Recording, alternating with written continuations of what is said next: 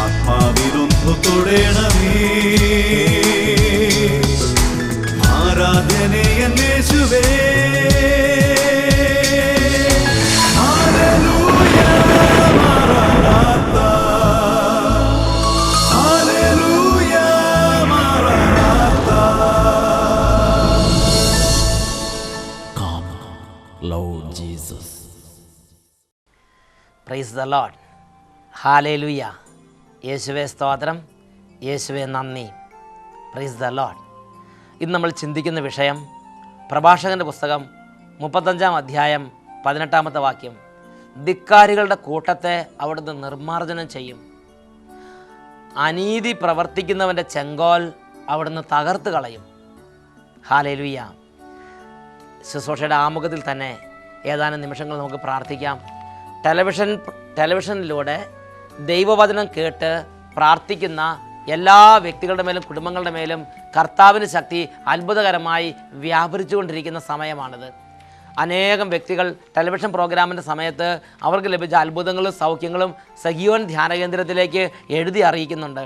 ഈ പ്രോഗ്രാമിൽ പങ്കെടുക്കുമ്പോൾ നിങ്ങൾക്ക് ലഭിക്കുന്ന രോഗസൗഖ്യങ്ങളും അത്ഭുത ദൈവ ഇടപെടലുകളും സഗിയോൻ ധ്യാന കേന്ദ്രത്തിൻ്റെ അഡ്രസ്സിൽ എഴുതി അറിയിക്കാൻ എല്ലാവരും ശ്രദ്ധിക്കുമല്ലോ. 1-2 വ്യക്തികൾ എഴുതി അറിയിച്ചിരിക്കുന്ന അനുഭവം നിങ്ങളുടെ ശ്രദ്ധയിലേക്ക് കൊണ്ടുവരാം. എൻ്റെ പേര് ഫ്രാൻസിസ് പുല്ലൻ, എറണാകുളം ജില്ലയിൽ കാലടിക്കടുത്ത് താമസം. ഞാൻ കത്തോലിക്ക കരിസ്മാറ്റിക് പ്രവർത്തനങ്ങളിൽ സജീവമായി മുഴുകുന്നൊരു വ്യക്തിയാണ്. എൻ്റെ ഭാര്യ ഗവൺമെൻറ് സ്കൂൾ ടീച്ചറാണ്. എനിക്ക് 2 മക്കളുണ്ട്. ഞാൻ അട്ടപ്പാടിയിൽ സഗിയോൻ ധ്യാനകേന്ദ്രത്തിൻ്റെ നേതൃത്വത്തിലുള്ള വചന ശുശ്രൂഷ എല്ലാ ആഴ്ചകളിലും ടെലിവിഷനിൽ സംബന്ധിക്കുന്ന വ്യക്തിയാണ്. ഞങ്ങൾക്കതൊരു പ്രത്യേക അനുഭവമാണ്. ഞങ്ങളുടെ ഒരു കുടുംബ സുഹൃത്തിന് കടബാധ്യതയിൽ മോചനം നൽകാൻ വേണ്ടി ഒരു ചെറിയ സ്ഥലം വിൽക്കുന്നതിന് പരിശുദ്ധാത്മാവിൻ്റെ ഇടപെടലുണ്ടാകാൻ വേണ്ടി പ്രാർത്ഥിച്ചു. 2 മാസം വരെ പ്രാർത്ഥിച്ചു. എന്നിട്ടും ഒരു മാറ്റം ഉണ്ടായില്ല. എന്നാൽ പലരും സ്ഥലം വന്ന് കണ്ടുപോകും, പക്ഷെ ആരും വാങ്ങുന്നില്ല. അങ്ങനെ ഇരിക്കുമ്പോൾ ഞങ്ങൾ ടെലിവിഷൻ ശുശ്രൂഷയുടെ സമയത്ത് കുടുംബം ഒന്നിച്ച് ഈ പ്രോഗ്രാമിൽ ഈ സ്ഥല വിൽപ്പനയ്ക്ക് വേണ്ടി പ്രാർത്ഥിച്ചു. ഈ സ്ഥലം ഒരാഴ്ചയ്ക്കുള്ളിൽ വിൽക്കുകയാണെങ്കിൽ ഞാൻ സഗിയോൻ ധ്യാനകേന്ദ്രത്തിലേക്ക് സാക്ഷ്യം എഴുതി അറിയിക്കാമെന്ന് നേർന്ന് പ്രാർത്ഥിച്ചു. എൻ്റെ ദൈവം അത്ഭുതകരമായി ഇടപെട്ടു. ഞാൻ ടെലിവിഷൻ പ്രോഗ്രാമിൽ പങ്കെടുത്ത് 24 മണിക്കൂറിനുള്ളിൽ ദൈവത്തിൻ്റെ ഇടപെടലാൽ അത്ഭുതകരമായി സ്ഥലക്കച്ചവടം നടന്നു. ഞാൻ ദൈവത്തെ മഹത്വപ്പെടുത്തുന്നു. കാലടിയിൽ നിന്ന് ഫ്രാൻസിസ് പുല്ലൻ സാക്ഷ്യപ്പെടുത്തുന്നു. Price the Lord. Hallelujah. Television പ്രോഗ്രാമിൽ പങ്കെടുത്തപ്പോൾ എൻ്റെ സ്ഥലവിൽപ്പന നടക്കുകയാണെങ്കിൽ അടുത്ത ആഴ്ച ഞാൻ സാക്ഷ്യപ്പെടുത്താമെന്ന് നേർന്ന് പ്രാർത്ഥിച്ചു. ഒരാഴ്ചയ്ക്കുള്ളിൽ സ്ഥലക്കച്ചവടം നടക്കുകയാണെങ്കിൽ ഞാൻ സാക്ഷ്യപ്പെടുത്താൻ നേർന്ന് പ്രാർത്ഥിച്ചു. 24 മണിക്കൂറിനുള്ളിൽ ദൈവത്തിൻ്റെ ഇടപെടലുണ്ടായി. സ്ഥലം കച്ചവടമായി. മറ്റൊരു വ്യക്തിയുടെ അനുഭവം ശ്രദ്ധിക്കുക. എൻ്റെ പേര് സിസ്റ്റർ കരുണ. ഞാൻ ട്രെയിനിൽ യാത്ര ചെയ്യുമ്പോൾ എൻ്റെ കണ്ണിൽ ഇരുമ്പിൻ്റെ അംശമുള്ള കരട് വീഴുകയും കൃഷ്ണമണി മുറിയുകയും ഒത്തിരിയേറെ വേദന അസ്വസ്ഥത ഉണ്ടാകുകയും ചെയ്തു. 1.5 ആഴ്ചയായി മരുന്ന് അപ്ലൈ ചെയ്യാൻ തുടങ്ങിയിട്ട്. 4 നേരം മരുന്ന് ഒഴിക്കണമായിരുന്നു. എങ്കിലും കണ്ണിന് സൗഖ്യം കിട്ടിയില്ല. അങ്ങനെ ഇരിക്കുമ്പോഴാണ് ഞാൻ ടെലിവിഷനിലൂടെ സഗിയോൻ ധ്യാനകേന്ദ്രത്തിൻ്റെ വചന ശുശ്രൂഷയിൽ പങ്കെടുക്കാൻ ഇടവന്നത്. അപ്പോൾ ടെലിവിഷനിലേക്ക് നോക്കാൻ നിവൃത്തിയില്ലാതെ പുറത്ത് ജനലിനരികിനോട് ചേർന്ന് നിന്ന് എല്ലാം കേട്ടുകൊണ്ടിരുന്നു. അന്ന് പ്രോഗ്രാമിൽ സൗഖ്യം ലഭിച്ച പലരുടെയും സാക്ഷ്യങ്ങൾ വായിക്കുന്നത് കേട്ടു. അപ്പോൾ ഞാൻ മനസ്സുകൊണ്ട് ഇങ്ങനെ പ്രാർത്ഥിച്ചു, എനിക്ക് കണ്ണിന് സൗഖ്യം കിട്ടിയാൽ തീർച്ചയായും ഞാൻ യേശുവിൻ്റെ നാമമഹത്വത്തിന് വേണ്ടി സാക്ഷ്യം എഴുതി അറിയിക്കും. ആ നിമിഷം മുതൽ എൻ്റെ കണ്ണിൽ ഒരു കുളിർമ അനുഭവപ്പെട്ടു. പിന്നെ എൻ്റെ കണ്ണിൻ്റെ പീഡകൾ പൂർണ്ണമായും വിട്ടുപോയി. അന്ന് മുതൽ എൻ്റെ കണ്ണ് പൂർണ്ണമായി സൗഖ്യമുള്ള കണ്ണായി മാറി. അതിനുശേഷം എൻ്റെ കണ്ണിൽ ഒരു ബുദ്ധിമുട്ടും ഉണ്ടായിട്ടില്ല. സിസ്റ്റർ കരുണ സാക്ഷ്യപ്പെടുത്തുന്നു. Price the Lord. ഹല്ലേലൂയ. ചാലക്കുടിയിൽ നിന്ന് സിസ്റ്റർ കരുണ സാക്ഷ്യപ്പെടുത്തുന്നു. ഹല്ലേലൂയ. പ്രിയപ്പെട്ട സഹോദരങ്ങളെ, ഇതുപോലെ ടെലിവിഷനിൽ വചനം കേട്ടുകൊണ്ടിരിക്കുമ്പോൾ ഭവനത്തിൽ യേശുക്രിസ്തുവിന്റെ നാമത്തിൽ അത്ഭുതങ്ങളും അടയാളങ്ങളും നടക്കും.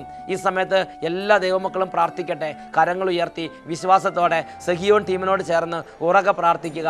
Hallelujah, hallelujah, hallelujah, hallelujah, hallelujah, hallelujah. കർത്താവായ യേശുവേ, ഈ നിമിഷം ഓരോ മകൻ്റെ മേലും മകളുടെ മേലും ഇടപെടണമേ. മാറാ രോഗങ്ങൾ മാറിപ്പോകട്ടെ കർത്താവേ.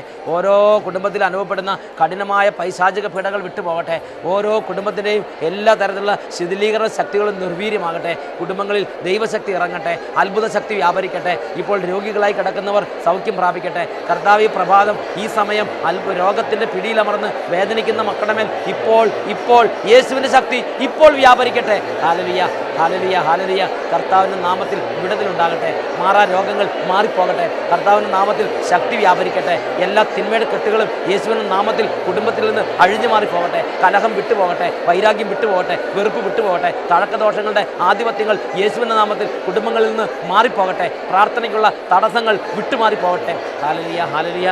യേശുവേ, യേശുവേ, യേശുവേ, യേശുവേ, യേശുവേ സ്തോത്രം, യേശുവേ നന്ദി, യേശുവേ സ്തോത്രം, യേശുവേ നന്ദി. Praise the Lord. ഹല്ലേലൂയ, ഹല്ലേലൂയ. പ്രഭാഷകന്റെ പുസ്തകം 35-ാം അധ്യായം 18-ാമത് തിരുലിഖിതം. ധിക്കാരികളുടെ കൂട്ടത്തെ അവിടുന്ന് നിർമ്മാർജ്ജനം ചെയ്യും, അനീതി പ്രവർത്തിക്കുന്നവൻ്റെ ചെങ്കോൽ അവിടുന്ന് തകർത്ത് കളയും. Price the Lord.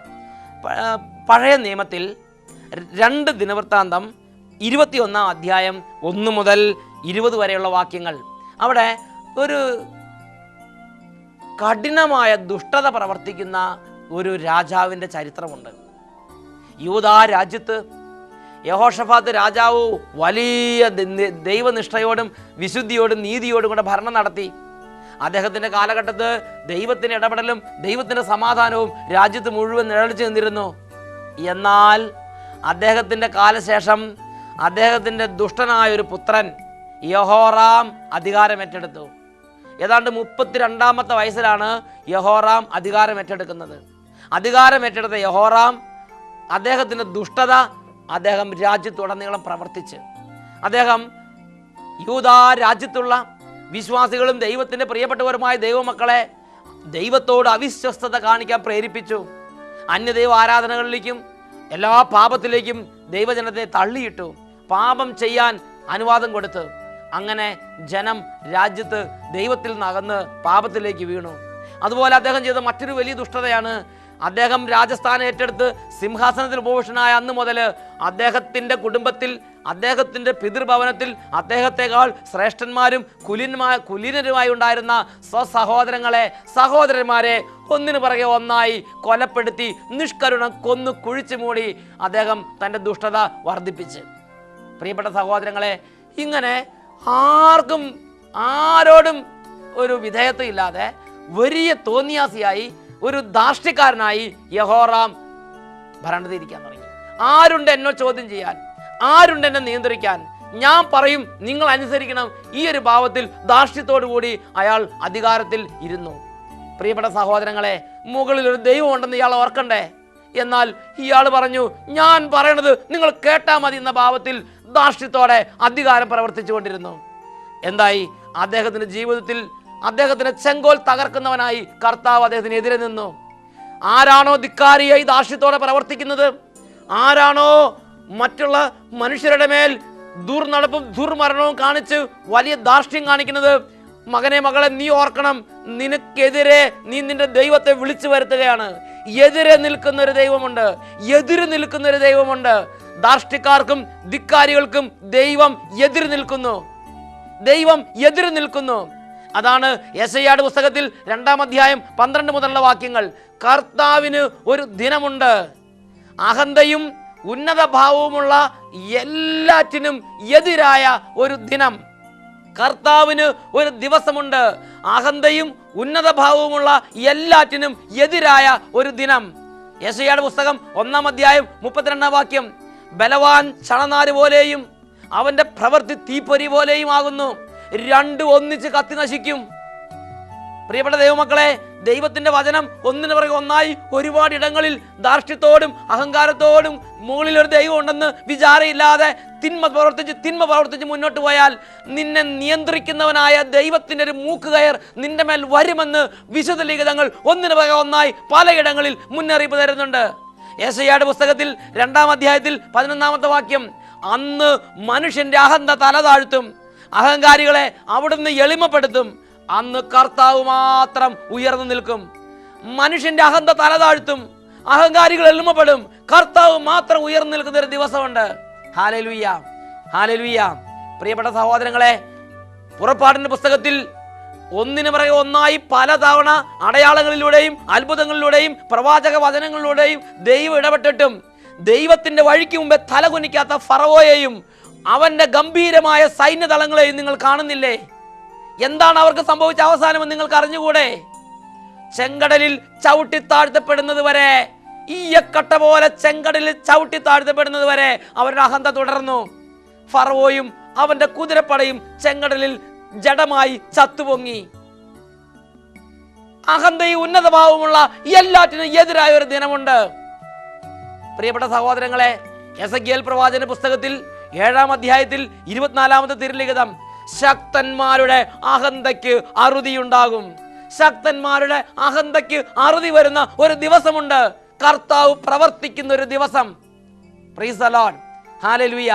എൻ്റെ നാട്ടിൽ എന്നെ നിയന്ത്രിക്കാൻ ആരുമില്ല. എൻ്റെ ദേശത്ത് ആരുണ്ട് എന്നെ നിയന്ത്രിക്കാൻ? ഞാൻ ഇങ്ങനെ പ്രവർത്തിച്ചാൽ ആരെന്നോട് എന്തു ചെയ്യും? വികാരിച്ചനെ മാനിക്കാതെ, കുടുംബത്തിലെ മാതാപിതാക്കന്മാരെ മാനിക്കാതെ, നാട്ടിലുള്ള ദൈവവിചാരമുള്ളവരെ മാനിക്കാതെ, ദൈവഭക്തിയുള്ളവർ പറയുന്ന കാര്യങ്ങൾ അവഗണിച്ച് തോന്നിവാസത്തിൽ നടക്കുന്ന ധിക്കാരികളുടെ ഒരു കൂട്ടമാണോ? ഒരു ധിക്കാരിയായ മനുഷ്യനാണോ നീ? നിന്നെ നിർമ്മാർജ്ജനം ചെയ്യുന്നവനായ ഒരു ദൈവമുണ്ട്. ധിക്കാരിക്ക് എതിര് നിൽക്കുന്ന ഒരു കർത്താവുണ്ട്. പ്രിയപ്പെട്ട സഹോദരങ്ങളെ, യഹോറാം ഇതറിഞ്ഞില്ല. അവൻ ഒന്നിന് പിറകെ ഒന്നായി ധാർഷ്ട്യം പ്രവർത്തിച്ച്, ഒന്നിന് പിറകെ ഒന്നായി ധിക്കാരം പ്രവർത്തിച്ച് അവൻ മുന്നോട്ട് നീങ്ങി. ഇതാ പൊടുന്നനെ അവന് ചുറ്റുമുള്ള പലരും അവനോട് ശത്രുതയോടെ പെരുമാറാൻ തുടങ്ങി. അവന് പരിസരത്തുണ്ടായിരുന്ന അറബികളെ ദൈവം ഉണർത്തി അവനോട് ശത്രുതയോടെ പെരുമാറാൻ വേണ്ടി അയച്ചു. ആ അറബികൾ വന്ന് ഇവന്റെ മക്കളെയും ഇവന്റെ കൊട്ടാരത്തിലുള്ള മുഴുവൻ ആളുകളെയും ബന്ദികളായി കൊണ്ടുപോയി. അഹസിയ എന്നൊരു ചെറിയ മകനെ, ഒരു കുഞ്ഞിനെ മാത്രം അവരെ അവശേഷിപ്പിച്ച് ബാക്കിയുള്ള എല്ലാവരെയും ബന്ദികളായി കൊണ്ടുപോയി. ഇവൻ യഹോറാം വീണ്ടും ധാർഷ്ട്യത്തോടെ മുന്നോട്ട് പോയപ്പോൾ അവൻ്റെ ഉദരത്തിൽ കഠിനമായ ഒരു രോഗപീഠയുണ്ടായി. അവൻ്റെ ഉദരം പുഴു കൊണ്ട് നിറഞ്ഞു. 2 വർഷം ഉദരത്തിൽ പുണ്ണു പിടിച്ച് പുഴു നിറഞ്ഞവനായി അവൻ ജീവിച്ച് കഠിന വേദനയോടെ 2 വർഷം നരകിച്ച് അവൻ ജീവിച്ചു. 2 വർഷം കഴിഞ്ഞപ്പോൾ അവൻ്റെ കുടല് പുറത്തേക്ക് വന്നു. പുഴുത്ത കുടല് പുറത്തേക്ക് വന്നു. ആ കുടലിൻ്റെ ആ വേദനയിൽ അവൻ വേദനിച്ച് ഈ ലോകം വിട്ടുപോയി. 32-ാമത്തെ വയസ്സിൽ കൊട്ടാരത്തിൽ സിംഹാസനത്തിൽ അധികാരസ്ഥനായ അവൻ 8 വർഷം മരിച്ചു. അവൻ്റെ 2 വർഷം രോഗത്തിലും വേദനയിലും അവൻ തള്ളി നീക്കി. അവൻ്റെ അഹന്തയ്ക്ക് അറുതിയുണ്ടായി. അവൻ്റെ അഹങ്കാരം തല താഴ്ത്തി. അവൻ അങ്ങനെ തല താഴ്ത്തിയവനായി ഭൂമിയിൽ നിന്ന് വേർപെട്ടു പോയി. പ്രൈസ് ദി ലോർഡ്, ഹല്ലേലൂയ, ഹല്ലേലൂയ. അതാണ് സുഭാഷിതങ്ങളുടെ പുസ്തകം 17-ാം അധ്യായം 11-ാം വാക്യം പറയണത്. അധമൻ അവൻ കലാപകാരിയാണ്. അവനെതിരെ ക്രൂരനായ ഒരു ദൂതൻ അയക്കപ്പെടും. അധമൻ കലാപകാരിയാണ്. ക്രൂരനായ ഒരു ദൂതൻ അവനെതിരെ അയക്കപ്പെടും.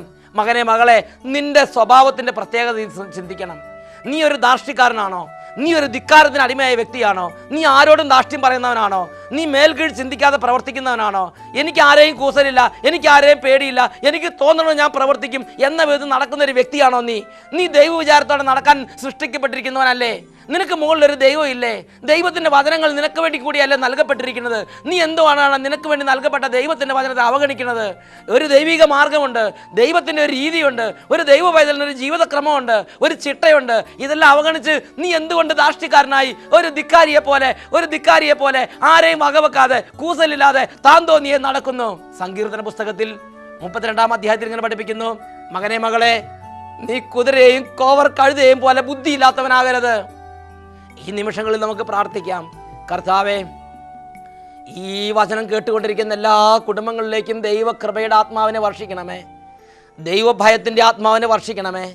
ദൈവമേ, ഈ വചനം കേട്ടുകൊണ്ടിരിക്കുന്ന കുടുംബങ്ങളിലുള്ള എല്ലാ മക്കളും ദൈവവിചാരത്തോടും ദൈവവചനത്തോട് താല്പര്യത്തോടെയും ജീവിക്കാൻ ഇടവരട്ടെ. കർത്താവേ, ആരെങ്കിലും ധിക്കാരത്തിനും ധാർഷ്ട്യത്തിനും അഹന്തയ്ക്കും അടിമപ്പെട്ടിട്ടുണ്ടെങ്കിൽ ദൈവമായ കർത്താവിൻ്റെ വചനം ഇപ്പോൾ വ്യാപരിച്ച് അഹന്തയുടെ കോട്ടകൾ തകരട്ടെ, ധിക്കാരത്തിൻ്റെ ആധിപത്യങ്ങൾ തകരട്ടെ. അന്ധകാരം കട്ടപിടിച്ചിരിക്കുന്ന ഹൃദയങ്ങളിലേക്ക് പരിശുദ്ധാത്മാവിൻ്റെ ശക്തി ഇപ്പോൾ പ്രവഹിക്കട്ടെ.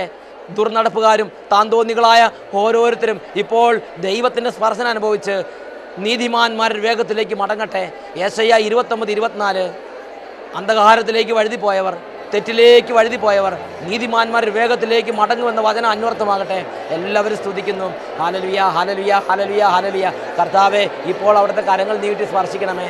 നാശത്തിലേക്ക് പോകുന്നവർ, തിന്മയിൽ ബന്ധിക്കപ്പെട്ട് കിടക്കുന്നവർ, സാത്താൻ തൻ്റെ ഇഷ്ട നിർവഹണത്തിന് വേണ്ടി അടിമകളാക്കിയിട്ടുള്ള ഓരോ മക്കളെയും സ്പർശിച്ച് അഹങ്കാരത്തിൻ്റെ ചങ്ങലകളെ മുറിക്കണമേ, അഹന്തയുടെ കോട്ടകളെ തകർക്കണമേ. ഇപ്പോൾ ദൈവകൃപയും ദൈവചിന്തയും ദൈവവിചാരവും ഓരോ ഹൃദയങ്ങളിലും ജനിക്കട്ടെ കർത്താവേ. Hallelujah, hallelujah, hallelujah. യേശുവേ ആരാധന, യേശുവേ ആരാധന, യേശുവേ സ്തോത്രം, യേശുവേ നന്ദി. Praise the Lord. ഹല്ലേലൂയ മാറാനാത്ത.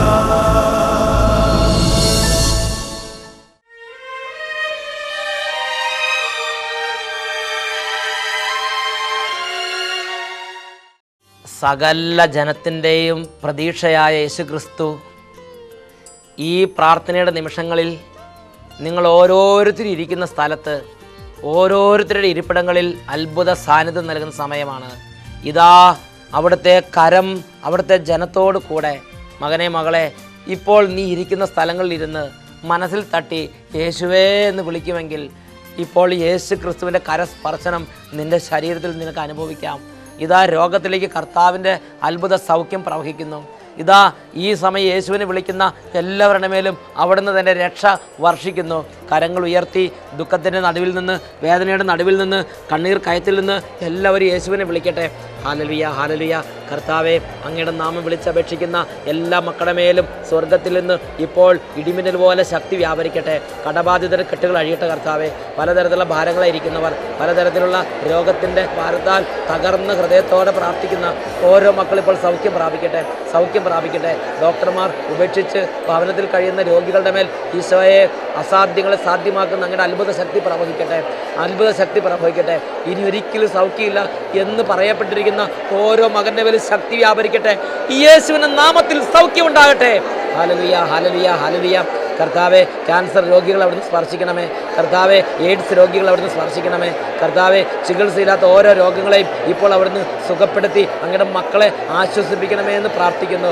എന്നെ സഹായിക്കാൻ ആരുമില്ല എന്ന ഭാവത്തിൽ നിലവിളിച്ച് കരയുന്ന ഓരോരുത്തരുടെയും നിസ്സഹായ അവസ്ഥയിലേക്ക് യേശുവെ ഇന്ന് കടന്നു വന്ന് അനുഗ്രഹിക്കണമേ എന്ന് പ്രാർത്ഥിക്കുന്നു.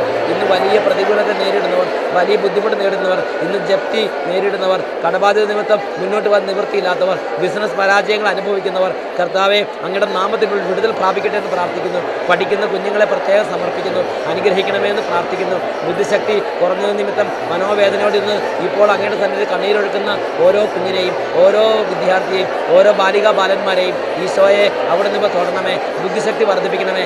എല്ലാ കുഞ്ഞുങ്ങളെയും അങ്ങയുടെ നാമത്തിൽ ആശീർവദിച്ച് പ്രാർത്ഥിക്കുന്നു. Hallelujah, hallelujah. കർത്താവെ, യുവതി യുവാക്കന്മാരെ പ്രത്യേകം സമർപ്പിക്കുന്നു. വലിയ കൃപ കൊടുക്കണമേ. ജോലിക്ക് വേണ്ടി അന്വേഷിക്കുന്ന, പലതരത്തിലുള്ള അഡ്മിഷന് വേണ്ടി ആഗ്രഹിക്കുന്ന, ഇന്റർവ്യൂവിന് പോകാനിരിക്കുന്ന ഓരോ വ്യക്തികളെയും അങ്ങയുടെ നാമത്തിൽ അനുഗ്രഹിച്ച് പ്രാർത്ഥിക്കുന്നു. Hallelujah, hallelujah, hallelujah, hallelujah. കർത്താവെ, ജോലിക്ക് പോകാൻ മനസ്സില്ലാതെ ശാരീരിക ക്ഷീണം, തളർച്ച, മടി, പലതരത്തിലുള്ള പൈശാചിക പീഡകൾ ഇവയാൽ ഭാരപ്പെടുന്നവരിൽ നിന്ന് എല്ലാ ദുർപീഡകളും യേശുനാമത്തിൽ വിട്ടുപോകട്ടെ. Hallelujah, hallelujah.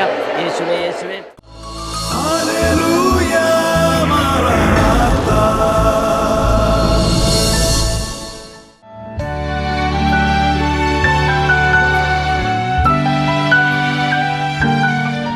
പേര് മാത്യു. സ്ഥലം എവിടെയാണ്? തൃശ്ശൂർ. എന്താ ഉണ്ടായ സൗഖ്യം? 25 വർഷമായിട്ടുണ്ടായിരുന്ന ചോർച്ചിലിൻ്റെ അസുഖം. 25 വർഷമായിട്ടുണ്ടായിരുന്ന ചോർച്ചിലിൻ്റെ അസുഖം കാലത്തെ കുർബാനയ്ക്ക് ശേഷം എല്ലാം വിട്ടുമാറി. ഇന്നത്തെ ആ കുർബാനയോടുകൂടെ 25 വർഷമായി ഈ സഹോദരന്റെ ശരീരത്തിനുള്ള ചൊറിച്ചിൽ എന്ന അലർജി രോഗം പൂർണ്ണമായി വിട്ടുമാറി. ഇപ്പൊ വല്ല തോന്നുന്നുണ്ടോ? ഇപ്പൊ കുഴപ്പമില്ല, ഇപ്പൊ സൗഖ്യം കിട്ടി, സൗഖ്യമായി. എഴുന്നേറ്റത് കൈയടിച്ച് സ്വയമാക്കപ്പെട്ടതാ. ഹല്ലേലൂയ, ജയം ഹല്ലേലൂയ, യേശു കർത്താവ് ജീവിക്കുന്നു. ഹല്ലേലൂയ, ജയം ഹല്ലേലൂയ, യേശു കർത്താവ് ജീവിക്കുന്നു.